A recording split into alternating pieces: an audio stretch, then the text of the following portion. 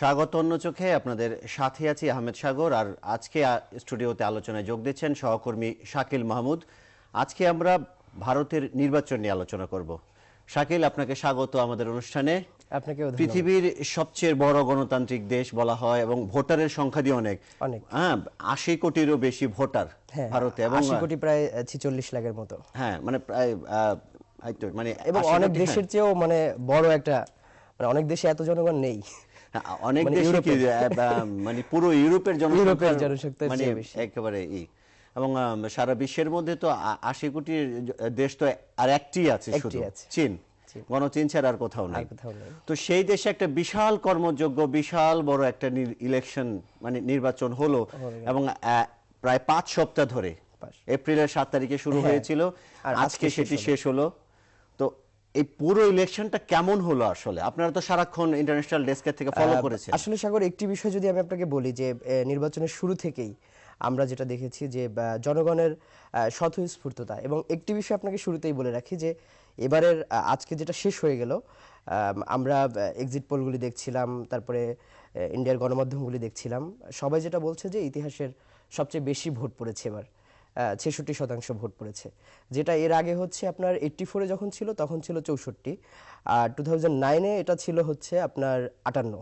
তো ওরা সবাই বলছে যে এবার সবচেয়ে বেশি সংখ্যক ভোট পড়েছে, এবং এটা একটা বড় মানে অর্জন বলা যায় ভারতের গণতান্ত্রিক চর্চার জন্য, যেটা মানে এত লোক যে ভোট দিয়েছে। অনেকেই বলছিল যে এত লোক ভোট দিবে না, সেখানে 80 কোটি আপনার 46 লাখ ভোটার, তার ভিতরে প্রায় 51 কোটির বেশি মানুষ ভোট দিয়েছে। মানে আগে যে আশঙ্কাটা ছিল, বলছেন যে এত মানুষ ভোট দেবে না, এই আশঙ্কাটা কেন ছিল? যেমন বেশ কিছু মানে ইন্ডিয়ার নির্বাচনের যদি আমি আপনাকে বলি, রাজনীতির কথা বলি, আসলে কংগ্রেস বিজেপিকে আমরা যদি মূল প্রতিদ্বন্দ্বী ধরি, এর বাইরে যেমন গত নির্বাচনের আগে থেকেই যেমন হুট করে একটা দলের জন্ম হয়েছে, আপনারা সবাই জানেন যে আম আদমি পার্টি, অরবিন্দ কেজরিওয়াল। তার মাঝেও আবার নির্বাচনের ঠিক কয়েকদিন আগে হচ্ছে যে অন্ধ্র ভেঙে যে সীমান্ধ্র হলো, দুটো প্রদেশ হলো।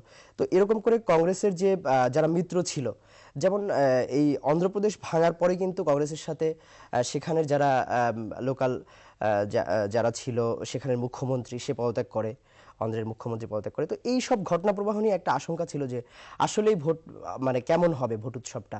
তারপরে আবার মাওবাদী হামলার একটা বিষয় ছিল, যেমন নির্বাচনের মধ্যেও মাওবাদী হামলা চলে, যে গতকালকেও 7 জন পুলিশ কর্মকর্তাকে তারা মেরে ফেলেছে। তো এই সব মিলে একটা আশঙ্কা ছিল যে আসলে মানুষ ভোট দিতে যাবে কিনা। এবং বিশেষ করে ওই মাওবাদী অধ্যুষিত যদি এলাকাগুলি আপনাকে যদি আমি বলি, সবখানে কিন্তু তারা দেয়াল লিখন থেকে শুরু করে সব জায়গায় একটা প্রচারণা চালিয়েছে যে ভোট দিতে গেলে তাদেরকে মেরে ফেলা হবে। তো এই সব মিলেও যে মানুষ ভোট দিতে এসেছে, এবং একটা সুখবর হচ্ছে যে আজকে পশ্চিমবঙ্গে প্রায় 79% ভোট, 79% ভোট, এটা অনেক বড় একটা ব্যাপার। এটা বোধহয় পশ্চিমবঙ্গের ইতিহাসে একটা বড় ব্যাপার। তারপরে হচ্ছে যে এবার মানে মোদির কথা যদি বলি, এবার নির্বাচনের সবচেয়ে মজার একটা ব্যাপার, সে প্রায় 3 লাখ কিলোমিটার পথ মানে জনসভা করে বেরিয়েছে পুরো ভারত জুড়ে। তো এটাও একটা বড় ব্যাপার।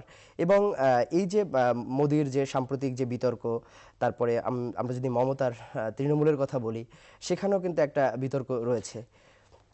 এবং আজকে আরেকটা মজার ব্যাপার, মমতাকে কি এবার একটু ম্রিয়মান মনে হচ্ছে কি অন্যান্য বারের তুলনায়? আসলে মমতার জন্য এটা একটা আসলে যদি আমরা বলি যে বাঁচা মরার লড়াই। এবারের নির্বাচনে যদি মানে কংগ্রেস যদি না আসতে পারে, তাহলে সেটা মমতার জন্য অবশ্যই একটা বাঁচা মরার লড়াই হয়ে যাবে। কারণ কংগ্রেসের সাথেই কিন্তু তার মিত্রতার একটা মানে রাজনীতি চলে আসছে এতদিন ধরে তৃণমূলের সাথে।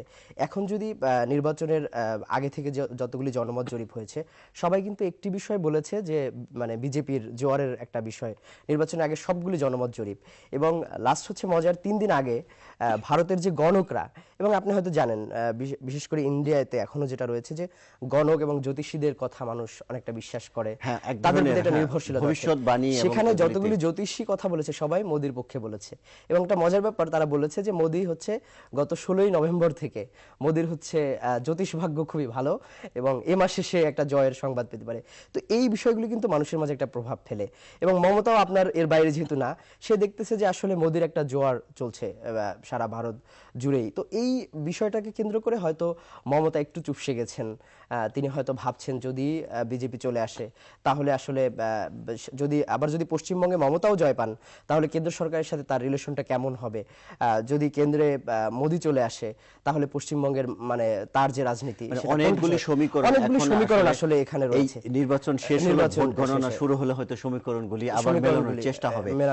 শাকিল, আরেকটা বিষয় আমি একটু জানতে চাইবো যে অন্যান্য নির্বাচনের সময় আমরা বাম যে একটা জোট হয় সেই জোটের কিন্তু একটা ভূমিকা দেখতে পাই, এবার কিন্তু সেই বাম জোটের কিন্তু ভূমিকাটাও আমরা দেখতে পাচ্ছি কম। সেটা আসলে অনেকগুলি ফ্যাক্ট কাজ করেছে এখানে। যেমন আসলে মোদিকে যদি আমরা বলি, মোদির আসলে পলিটিসাইজটা সে মানে এক্সট্রিমিজম পলিটিক্সে সে অনেকটা বিশ্বাসী। এবং বিশেষ করে আপনারা দেখবেন যে মোদির মানে সেই নির্বাচনী প্রচারণার মধ্যেই কিন্তু সে যখন থেকেই তার একটা এক্সট্রিমিস্ট মনোভাব প্রকাশ করলো তখন থেকে তার দলের লোকজন বিভিন্ন প্রচারণায় অনেক কথা বলেছে।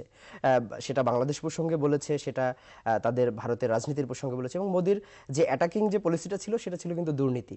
এবং কংগ্রেসের মানে তারা একটা কথা বলেছে যে মানে হরিলুটের সরকার, কংগ্রেসকে তারা মানে আখ্যা দিয়েছে মোদি প্রথম থেকেই। তো এই সব মিলে যেটা হয়েছে যে বামরা যে আসলে তাদের যে শক্তি, যেমন পশ্চিমবঙ্গে আপনারা দীর্ঘদিন জানেন যে বামদের একটা রাজত্ব ছিল বলা যায়।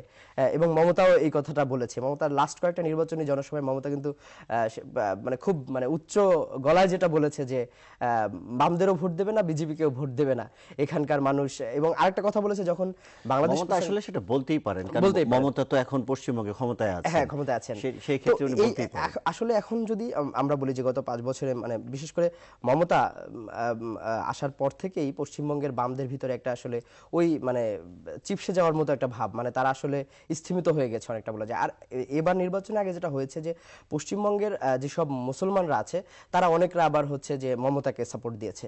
তো এই সব ক্ষেত্রে হচ্ছে যে বামদের আসলে ওখানে যে একটা বিশাল ভোট ব্যাংক ছিল সেটারও একটা প্রভাব পড়েছে, যার কারণে হচ্ছে তারা নির্বাচনে এখন এই লাস্ট পোলে তারা কতটা ভালো করবে সেটা এখন দেখার বিষয়। মানে বামদের একটা মানে বড় একটা কর্মকাণ্ড ছিল পশ্চিমবঙ্গ কেন্দ্রিক। হ্যাঁ, আরেকটা বিষয় আমি একটু এখানে বলতে চাই, সম্ভবত সারা পৃথিবীতেই মানে বাম একটি দল একটা সরকার গঠন করেছিল প্রথমে ভারতে, কেরালায় বোধহয়, রাইট। সেখান থেকে পরবর্তীতে হয়তো তার ঠিক কিছু মানে কয়েক বছর পরে পশ্চিমবঙ্গে হয়, সেটা 1970-এর পরের দিকে এসে দীর্ঘদিন তারা ওইখানে করেছে। মানে তাদের একটা আধিপত্য, বামদের এক ধরনের মানে এক ধরনের সীমিত হয়ে যাওয়া সারা ভারতবর্ষ জুড়েই চলছে।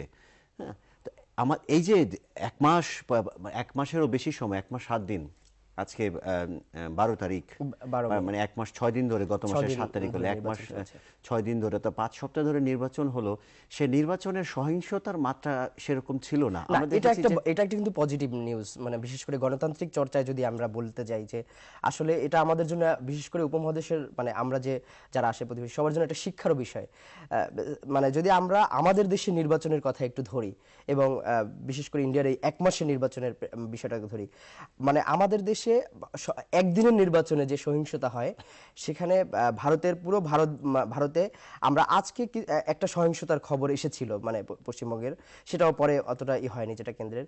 এবং যেটা কিছু কিছু অভিযোগ, যেমন আজকেও কেজরিওয়ালের, বিশেষ করে আজকের নির্বাচনটা সবচেয়ে বেশি চমকপ্রদ যে কেজরিওয়াল একটা নূতন, বিশেষ করে সে মানে ঝানু পলিটিক্স করেও আসেনি, তার উত্থানটা হয়েছে ধরেন দুর্নীতি বিরোধী একটা প্রচারণার মধ্য দিয়ে। সেই কেজরিওয়াল এসে সরাসরি নরেন্দ্র মোদী যে একজন ঝানু পলিটিশিয়ান, এবং বিশেষ করে তাকে বলা হয় যে মানে সে তার যারা প্রচারণা যারা করছে সবাই একটা কথাই বলছে যে মোদী গুজরাটকে যেভাবে পরিবর্তন করে দিয়েছে বিশেষ করে অর্থনৈতিক দিক থেকে, সে যদি ভারতের ক্ষমতায় আসে তাহলে বিদ্যুতের দিক থেকে একটা ব্যাপক পরিবর্তন হয়েছে। এবং একটা বিষয় যদি আমি আপনাকে বলতে চাই যে পুরো ভারতের যে টোটাল জিডিপি সেখানে হচ্ছে যে 7% মানে পার্সেন্ট হচ্ছে তারা কভার করতে পারতেছে, বাট সেখানে হচ্ছে পুরো গুজরাটে হচ্ছে 11%-এরও বেশি। তো এটা কিন্তু মোদির জন্য অনেক বড় একটা, এবং এই বিষয়টাকে মোদি পুরা ভারত জুড়ে এই বিষয়টাকে সে প্রচারণার চেষ্টা করেছে যে আসলে সে পরিবর্তন করতে পারবে কিনা।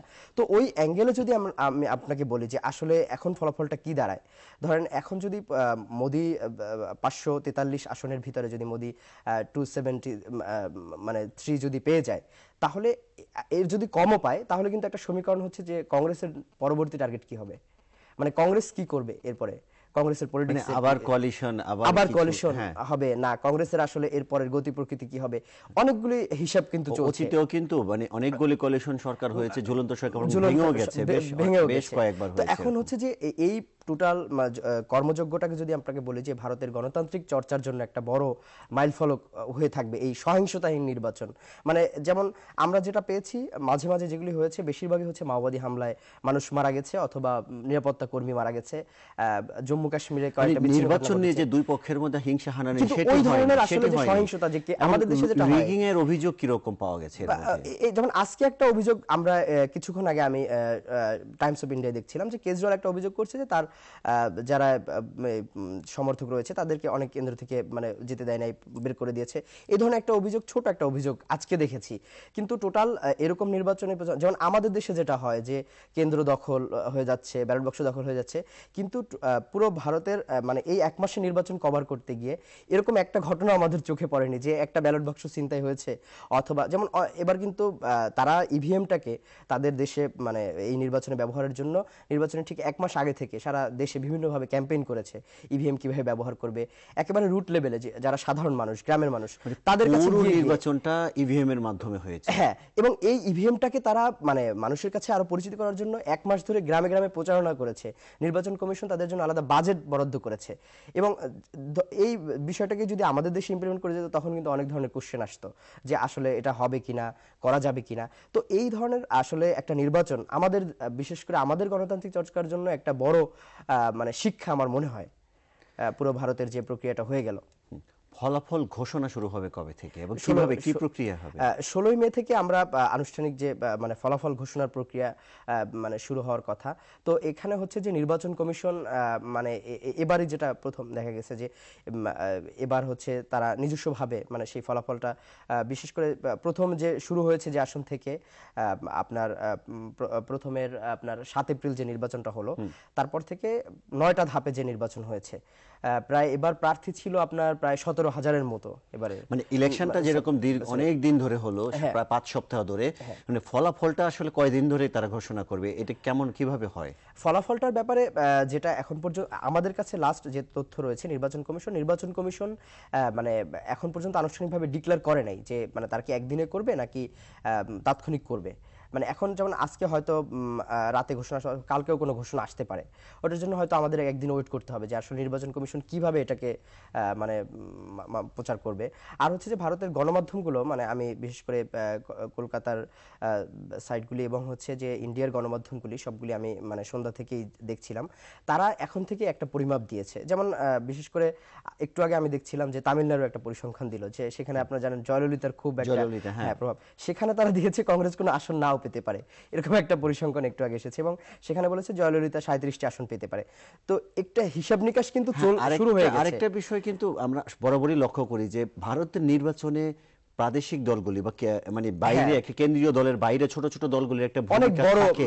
সেক্ষেত্রে এইবারের আম আদমি পার্টির কিরকম ভূমিকা থাকতে পারে? আম আদমি আমাদের সময় একেবারেই কম, ছোট্ট করে বলতে একটু যদি বলি আপনাকে যে আম আদমির উত্থানটা কিন্তু দিল্লি কেন্দ্রিক।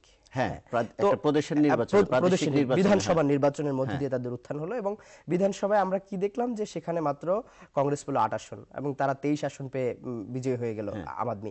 তার পরবর্তীতে তারা কংগ্রেসের সমর্থন নিয়ে কিন্তু সরকার গঠন করে এবং সেখানটায় যদি আমি বলি যে 49 দিনের মাথায় 49 দিনের মাথায় তারা ক্ষমতা থেকে সরে দাঁড়াতে হলো। তো সেই বিষয়টাকে যদি আপনাকে ধরি যে তাদের মানে তারা কিন্তু অনেক আসনে এবার প্রার্থী দিয়েছে। মানে তাদের মানে জাতীয় নির্বাচনে তারা কেমন করবে, আপনার যদি একদম শেষ 10 সেকেন্ডে একটু যদি বলি যে জাতীয় নির্বাচন কেন্দ্রে ইন্ডিয়া মানে দিল্লিতে তাদের কিছু আসন পাওয়ার সম্ভাবনা রয়েছে, কিন্তু অন্য যে আসনগুলিতে আসলে তাদের মানুষ গ্রহণ করার মানে যে বিষয়টা, সেটা মানুষ কতটা গ্রহণ করবে, কারণ যেহেতু তারা ক্ষমতা থেকে সরে গেছে। এবং আরেকটা বিষয় দেখবেন যে কেজরিওয়াল যেখানেই প্রচারণা করতে গিয়েছে একটা হয়েছে আক্রমণের শিকার হয়েছে, তাকে কালি ছুঁড়ে মেরেছে। আমাদের সময় আজকে একদমই শেষ হয়ে গেছে। আপনাকে অসংখ্য ধন্যবাদ আমাদের সঙ্গে যোগ দেওয়ার জন্য। প্রিয় দর্শক, আজ এখানেই শেষ করছি, আগামীকাল আবার দেখা হবে। ভালো থাকুন, সুস্থ থাকুন, শুভরাত্রি।